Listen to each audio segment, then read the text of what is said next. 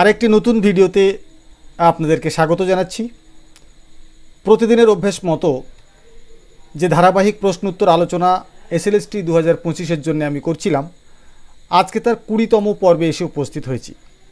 এই 20তম পর্বে আমি মূলত প্রবন্ধ সাহিত্যের উপরে আলোচনা করব। আর এই প্রবন্ধ সাহিত্যের মধ্যে আমি আজকে যে বিষয়ে আলোচনা করব সেই বিষয়টি হচ্ছে শ্রীরামপুর মিশন।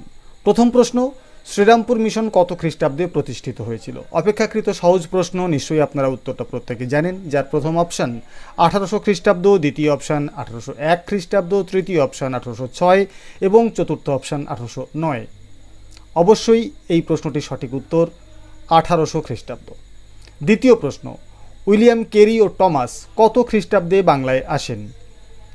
1793 খ্রিস্টাব্দে, 1795 খ্রিস্টাব্দে, 1799 খ্রিস্টাব্দে অথবা 1800 খ্রিস্টাব্দে।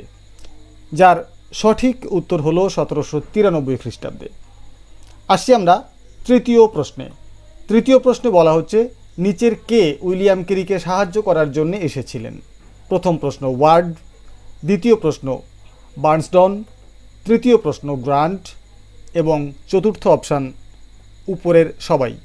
হ্যাঁ, সঠিক উত্তর উপরের সবাই উইলিয়াম কেরিকে সাহায্য করার জন্যে ভারতে এসেছিলেন। চতুর্থ প্রশ্ন, শ্রীরামপুর মিশন থেকে কৃত্তিবাসী রামায়ণ প্রথম কত খ্রিস্টাব্দে ছাপা হয়েছিল? 1800 খ্রিস্টাব্দে, 1801 খ্রিস্টাব্দে, 1802 খ্রিস্টাব্দে অথবা 1806 খ্রিস্টাব্দে। সঠিক উত্তর হল 1801 খ্রিস্টাব্দে। আসা যাক পঞ্চম প্রশ্নে। পঞ্চম প্রশ্নে বলা হচ্ছে, কাশীদাসী মহাভারত কবে প্রথম শ্রীরামপুর মিশন থেকে ছাপা হয়? 1800 খ্রিস্টাব্দে, 1801 খ্রিস্টাব্দে, 1802 অথবা 1806। সঠিক উত্তর হল 1802। 6 নম্বর প্রশ্ন, সম্পূর্ণ বাইবেল কত খ্রিস্টাব্দে প্রকাশিত হয়েছিল? 1808 খ্রিস্টাব্দে, 1831 খ্রিস্টাব্দে, 1848 অথবা 1849 খ্রিস্টাব্দে। সঠিক উত্তর হল 1808 খ্রিস্টাব্দে। 7 নম্বর প্রশ্ন। 7 নম্বর প্রশ্নে বলা হচ্ছে, মার্শম্যান ভারতবর্ষের ইতিহাস কি ভাষায় রচনা করেন?